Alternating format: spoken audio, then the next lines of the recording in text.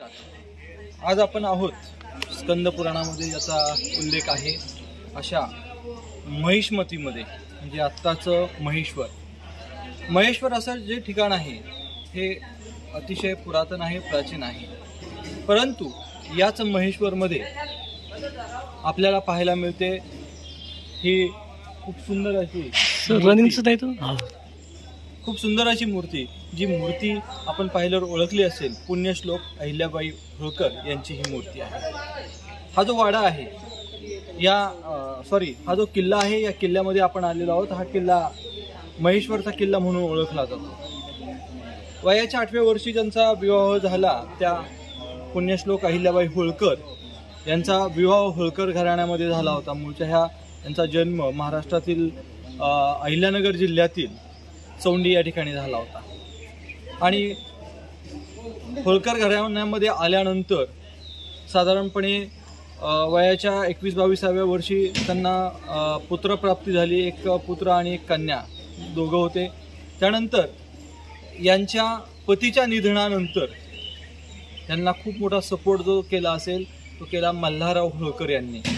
खरं तर ह्या पवित्र भूमीमध्ये आपण आहोत, जिथे अशा एका स्त्रीचा वारसा इथे लाभलेला आहे, ज्या स्त्रीला उभं राहण्यामध्ये पतीपेक्षा कणभर जास्त मदत त्यांच्या सासऱ्याने केली असेल. मल्हारराव होळकर 28 वर्षांच्या त्यांच्या कारकिर्दीमध्ये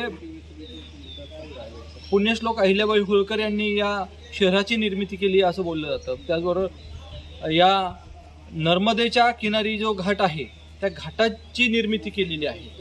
त्याचबरोबर अजून एक महत्त्वाची गोष्ट अहिल्याबाई होळकरांच्या बाबतीत, पुण्यश्लोक अहिल्याबाईंच्या बाबतीत सांगावीशी वाटते की भारतातील अनेक जी मंदिरं होती जी मोगलांनी नेस्तनाबूत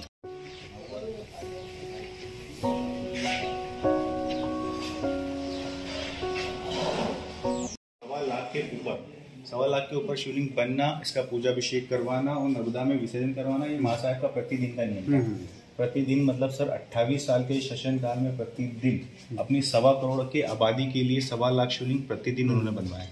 प्रजा की शांति, सुख शांति के लिए और लोक कल्याण के लिए किए जाने वाला अनुष्ठान उनके मरने के उपरांत आज भी जारी है. फर्क है कि उस समय संख्या ज्यादा थी, पंडित 108 थे और 1.25 लाख के ऊपर बनते थे. वर्तमान में 7 पंडित जी है और 11,000 शिवलिंग बनते हैं.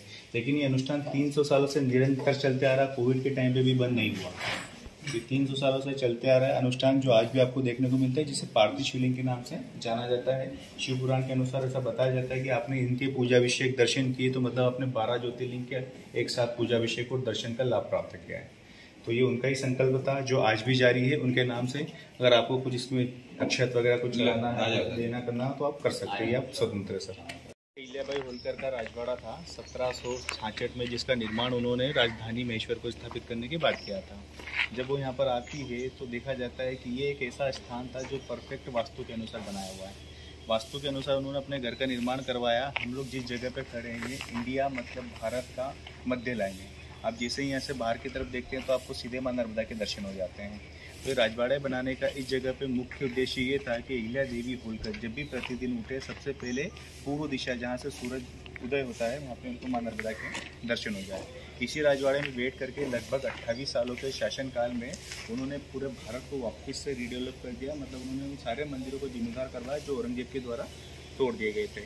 इतने बड़े मालवा साम्राज्य की महारानी होने के बावजूद भी एक साधन से निवास का निर्माण उन्होंने अपने लिए करवाया. वो हमेशा ये चाहती थी कि कभी किसी को ये ना लगे कि मैं एक महिला होकर के अगर शासिका बन गई हूँ तो इससे क्या है कि हमारा ईगो बीच में आ जाएगा. मतलब एक पुरुष प्रधान देश था, एक मेल ईगो बीच में आता है. तो वही वजह थी कि अहिल्याबाई होळकर ने अपने लिए एक साधारण सी लाइफस्टाइल चुनी. इनको जब भी देखा जाता है कि बिना गहनों के देखा जाता है.